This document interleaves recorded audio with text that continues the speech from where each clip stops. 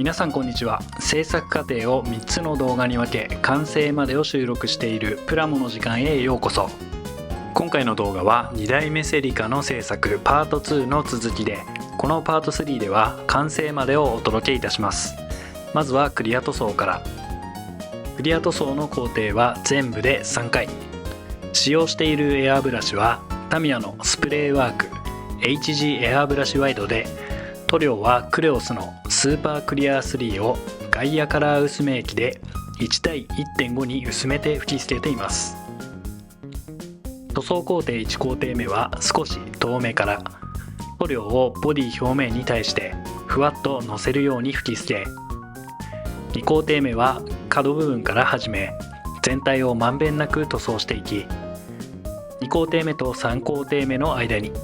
2000番のペーパーヤスリで表面を整えます。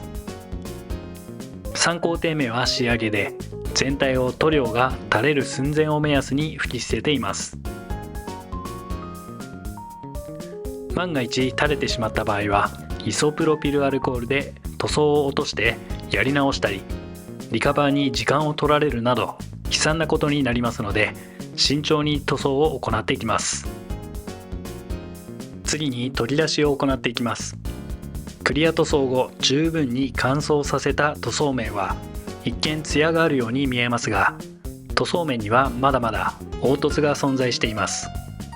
この凹凸を消していく工程です。徐々にペーパーヤスリの番手を上げながら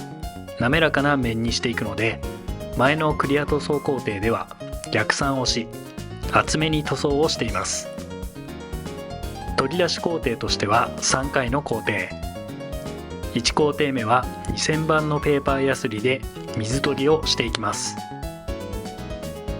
ツヤが出ているクリア塗装面のツヤを消していく感覚で水取り。2工程目3工程目はそれぞれゴッドハンド製の紙ヤスを使い、それぞれ6000番8000番と番手を上げつつ水取りをしていきます。表面の目安としては反射する景色が歪まない程度と考えているので、研いでは拭き取り確認を繰り返し表面を滑らかにしていきます。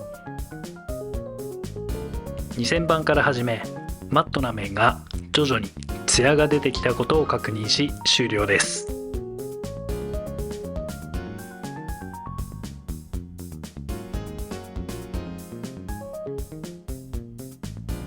続いて表面仕上げの工程です。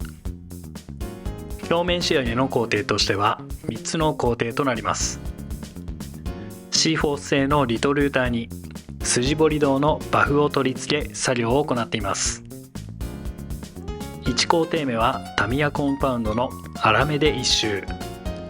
表面を一皮剥くといった感覚で研磨しています。1工程目で粗めのコンパウンドでは傷を消すことはできませんので、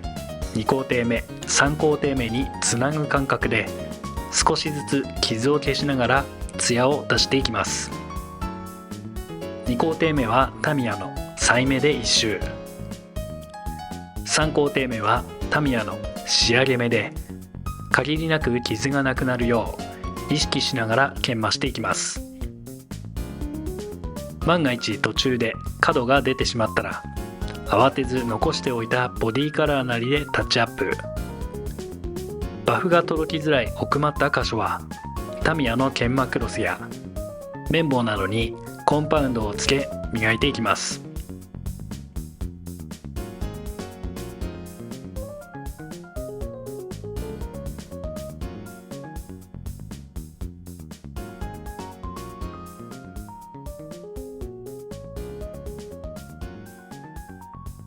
次にマスキングと塗装です。まずはテールなどのクリアパーツをマスキング。バックランプ部分を表面裏面部分を適当な長さにカットしたマステでマスクです。その後クリアオレンジクリアレッドの順で吹き捨て塗装をし、裏面からシルバーを塗装、付けの防止と発色アップをしておきます。クリアパーツの縁はフォーアーティストマーカーブラックで縁取りし、目力をアップ。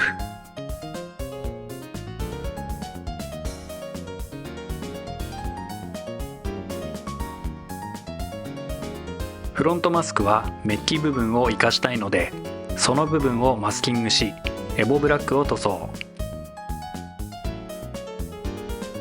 ヘッドライトのハウジング部分はマスクした後、フラットアルミを塗装です。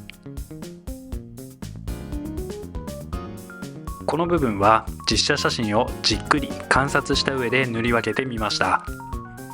フロントマスクの仕上がりが命なので、この部分は特に気を張って仕上げていきます。ボディのサイドモールとサイドシル部分はマスク処理後、エボブラックを吹き捨てました。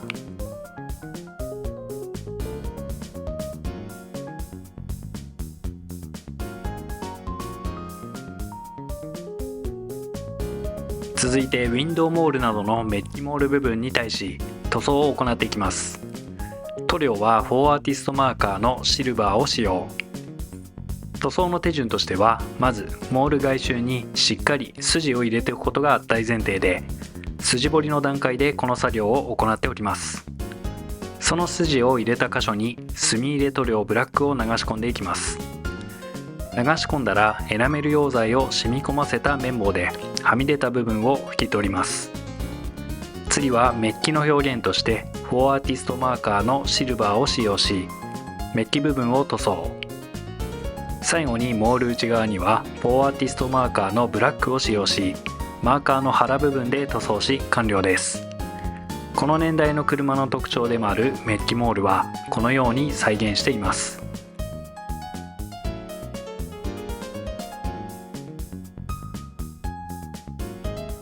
続いて開閉パーツの取り付けです。まずはカットして仕上げてきたドアにウィンドウを取り付けます。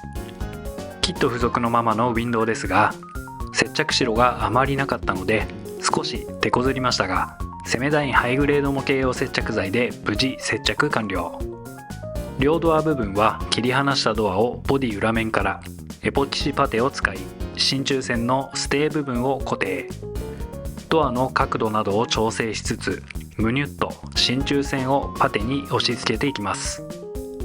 その後サイドウィンドウを両面テープで取り付けた後、セメダインハイグレード模型用接着剤で補強。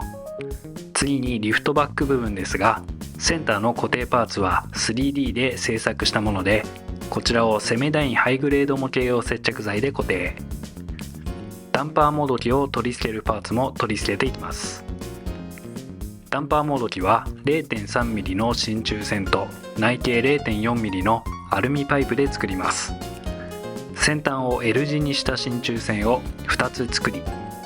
片方は先ほどボディ側に取り付けたパーツへ差し込み、もう片方はアルミパイプと合体し、真鍮線が抜けないように固定した上で、ボディ側に取り付けた真鍮線を差し込んでから、リアゲート側に取り付けた固定パーツへ取り付けです。可動パーツを取り付けたら、内張りやラケッジパーツを取り付けて、シャシーとボディを合体。完成まであと少しです。最後に仕上げです。まずはサイドモールのメッキ部分を塗装していきます。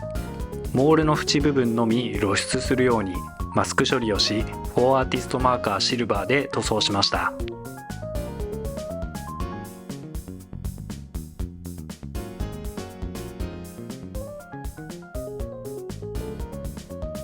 続いてはシャシーを裏返してマットガードをセメダインハイグレード模型用接着剤で取り付けです。次にフロント部分、塗装で仕上がったフロントパーツをボディに接着。バンパーは遮明プレートやウインカー部分などを取り付けてから接着していきます。サイドマーカーを取り付けたらフェンダーミラーを接着。こちらのフェンダーミラーはしっかり固定できるように真鍮線を入れ補強してあります。その後ワイパーを取り付けて、次はリア周りです。リアはテールに遮明プレート、バンパーにワイパーを取り付け、その後ボディを一周するように T シリンダー部分に対し配給パーツのマイナスモールドを取り付けです。今回はスケールが20分の1なので 1.5mm のものを取り付けてみました。最後にピラーに付属シール、サンルーフを取り付け、モデリングワックスで軽く磨いたら完成です。